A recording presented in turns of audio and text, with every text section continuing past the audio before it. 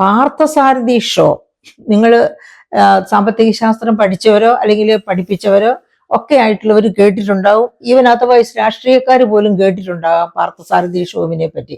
കാരണം അദ്ദേഹം ഒരു ഇന്ത്യയിലെ തന്നെ ഏറ്റവും പ്രശസ്തനായ ഒരു ടാക്സ് എക്സ്പേർട്ടാണ്. അദ്ദേഹം എഴുതിയ പ്രശസ്തമായ ബുക്കാണ് ഇത്, development and taxation by Parthasarathi Shome. Development and taxation by Parthasarathi Shome.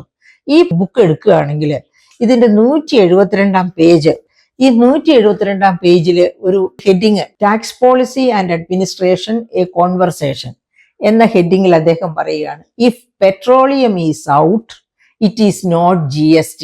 എന്താ പറഞ്ഞിരിക്കുന്നത്? If petroleum is out it is not GST എന്ന് വെച്ചാൽ ഈ GSTയുടെ കാറ്റഗറിയിൽ നിന്ന് പെട്രോളിയത്തെ പുറത്തിട്ടിരിക്കുകയാണോ എങ്കിൽ അതിനെ GST എന്ന് പറയണ്ട. കാരണം അദ്ദേഹം ആ പറഞ്ഞത് എന്തുകൊണ്ടാണെന്ന് അറിയാമോ? അദ്ദേഹം അത് പറയാനുണ്ടായ കാരണം GST എന്ന് പറയുന്ന കടമ്പ, അതായത് GSTക്ക് അകത്തേക്ക് ഇത് വന്നു കഴിഞ്ഞ് ഇപ്പൊ എന്താ, ഇന്ത്യയിൽ GSTക്ക് പുറത്താണ് പെട്രോളിയം ഉൽപ്പന്നങ്ങൾ. ഏതൊക്കെ ഉൽപ്പന്നങ്ങളാണ് പെട്രോളിന്റെ GSTയുടെ പുറത്തുള്ളത്? ബിവറേജസ് എന്ന് വെച്ചാൽ മദ്യം, രണ്ടാമത് പെട്രോളിയം, മൂന്നാമത് ലാൻഡ് ടാക്സ്, 4 ഇലക്ട്രിസിറ്റി ടാക്സ്. ഈ 4 പ്രധാനപ്പെട്ട നികുതികൾ ഇപ്പോഴും GSTയിൽ പോയിട്ടില്ല. സംസ്ഥാന ഗവൺമെന്റിന്റെ കിറ്റിയിൽ തന്നെയാണ്. സംസ്ഥാന ഗവൺമെന്റ് എല്ലാ സംസ്ഥാനങ്ങളുടെയും പരിധിക്കകത്ത് അവർക്ക് തന്നെ നിയന്ത്രിക്കാവുന്ന നികുതികളാണ് ഈ പറയപ്പെട്ട ബിവറേജസ് നികുതി, petroleum, land tax, electricity duty. ഈ 4 ഡ്യൂട്ടികളും അതത് സംസ്ഥാന ഗവൺമെന്റ്. അപ്പോൾ പാർത്ഥസാരഥി ഷോ എന്താ പറഞ്ഞിരിക്കുന്നത്? If petroleum is out it is not GST. Petroleum GSTക്ക് പുറത്താണോ പിന്നെ ഇതിനെ GST എന്ന് വിളിക്കുന്നതിൽ അർത്ഥമില്ലെന്നാണ് അദ്ദേഹം പറഞ്ഞിരിക്കുന്നത്. എന്താ അദ്ദേഹം അങ്ങനെ പറയാൻ കാരണം? അദ്ദേഹം അങ്ങനെ പറയാൻ ഒരു പ്രധാനപ്പെട്ട കാരണമുണ്ട്. നമ്മൾ അനുഭവിക്കുന്നതാണത്, ഞാനും നിങ്ങളും അനുഭവിക്കുന്ന കാരണമാണ്. ഈ ഇന്ത്യയിലെ എന്തുകൊണ്ടാണ് GST കൊണ്ടുവന്നതിന് ശേഷം എല്ലാ കാലത്തും വിലകൾ, അതായത് നമ്മുടെ ഉപഭോക്തൃ വില എന്ന് പറഞ്ഞാൽ മതി, റീറ്റെയിൽ പ്രൈസസ്, ഉപഭോക്തൃ വിലകൾ എന്തുകൊണ്ടാണ് ഇത്ര ഇങ്ങനെ ചാഞ്ചാടി വലിയ ഉയരത്തിൽ കയറി ഇറങ്ങിയിരിക്കുന്നത്? നോക്കൂ, ഇപ്പം കോവിഡ് കഴിഞ്ഞതിന് ശേഷം, അതായത് 2 വർഷമായി, പിന്നെ monetary policy committee repo rate, reserve ബാങ്കിന്റെ ബാങ്കുകൾക്ക് വായ്പ കൊടുക്കുമ്പോൾ ചാർജ് ചെയ്യുന്ന റേറ്റ് ആണ് റീപ്പോ റേറ്റ് എന്ന് പറയുന്നത്. ഈ റീപ്പോ റേറ്റ് ഇപ്പോഴും 6.5 നിൽക്കുകയാണ്.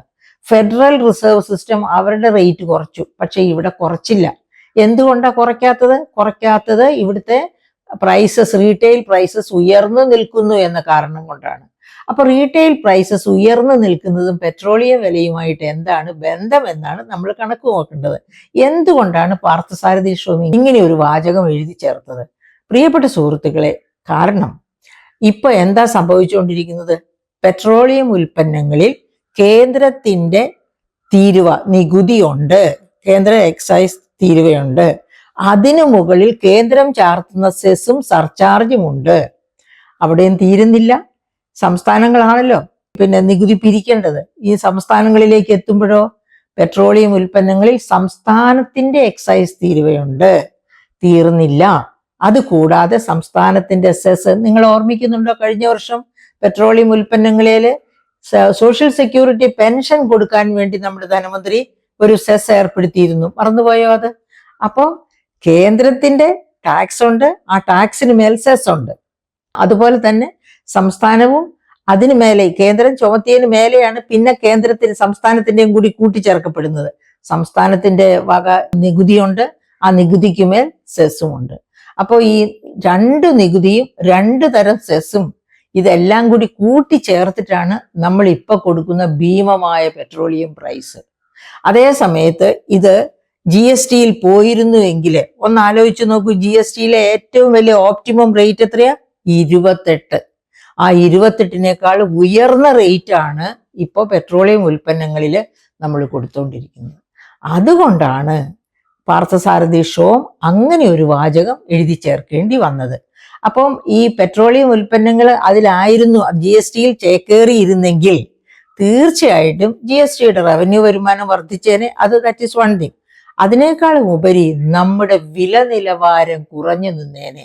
കാരണം റീറ്റെയിൽ പ്രൈസസിനെ വളരെയധികം സ്വാധീനിക്കുന്ന അല്ലെങ്കിൽ തീരുമാനിക്കുന്ന ഒരു വലിയ ഘടകമാണ് പെട്രോളിയം പ്രൈസസ്. ഏത് ഉൽപ്പന്നം ട്രാൻസ്പോർട്ട് ചെയ്യണമെങ്കിൽ അത് ഫുഡ് കോർപ്പറേഷൻ ഓഫ് ഇന്ത്യയുടെ ഉൽപ്പന്നങ്ങളാകട്ടെ, ഏത് ഉൽപ്പന്നങ്ങൾ ട്രാൻസ്പോർട്ട് ചെയ്യണമെങ്കിലും ഇത്രയും വലിയ ഒരു രാജ്യത്ത്, 145 കോടി ജനങ്ങളുള്ള ഒരു രാജ്യത്ത് ഇവരിലേക്കൊക്കെ ഉൽപ്പന്നങ്ങൾ എത്തിക്കണമെങ്കിൽ തീർച്ചയായിട്ടും വലിയ തോതിൽ വില കൂടുന്നതനുസരിച്ച് ട്രാൻസ്പോർട്ട് ചാർജസ് കൂടുന്നു. നമ്മുടെ മുൻപിൽ എത്തുമ്പോഴേക്ക് എല്ലാ ഉൽപ്പന്നങ്ങളുടെയും വിലയും കൂടുന്നു. അതാണ് ഉപഭോക്തൃ വില നിലവാരം സ്റ്റഡിയാക്കി നിർത്തണമെങ്കിൽ, അല്ലെങ്കിൽ ജനോപകാരപ്രദമാക്കി നിർത്തണം എന്നുണ്ടെങ്കിൽ പെട്രോളിയം പ്രൈസസ് കുറഞ്ഞിരിക്കണം. പെട്രോളിയം പ്രൈസസ് കുറഞ്ഞിരിക്കണമെങ്കിൽ അത് GSTയിൽ വരണം. അതുകൊണ്ടാണ് പാർത്ഥസാരഥി ഷോം പറഞ്ഞത് if petroleum is out it is not GST എന്ന് പറഞ്ഞത്. ഇത് നമ്മുടെ പ്രിയപ്പെട്ട സുഹൃത്തുക്കളെ, നിങ്ങൾ ആരെങ്കിലും നിർമ്മല സീതാരാമനുമായിട്ട്, ഞാൻ കഴിഞ്ഞ വർഷം തന്നെ ഇതാ മാരത്തിന് എഴുതിയിരുന്നു, പക്ഷെ അത് ബോധർ ചെയ്തത് പോലുമില്ല. അപ്പോൾ അദ്ദേഹത്തോട്, അതായത് നിർമ്മല സീതാരാമനുമായിട്ട് അടുപ്പം പുലർത്തുന്ന ആരെങ്കിലും ഉണ്ടെങ്കിൽ, അല്ലെങ്കിൽ GST കൗൺസിലിൽ ബഹുമാനപ്പെട്ട ബാലഗോപാൽ സാറിന് എൻ്റെ ഈ മെസ്സേജ് കണ്ടുകൊണ്ട് വേണമെങ്കിൽ അടുത്ത GST കൗൺസിലിൽ ഈ പാർത്ഥസാരഥി ഷോമിനെ തന്നെ ഉദ്ധരിച്ചുകൊണ്ട് ഇതിനു വേണ്ടി വാദിക്കാം. അതിനു വേണ്ടിയാണ് പാർത്ഥസാരഥി ഷോമിന്റെ ആ പേജ് നമ്പർ പോലും ഞാൻ നിങ്ങളെ കാണിച്ചു തരുന്നത്. അതുപോലെ തന്നെ ആ ബുക്കിന്റെ പേരും ഞാൻ കാണിച്ചു തരുന്നത്.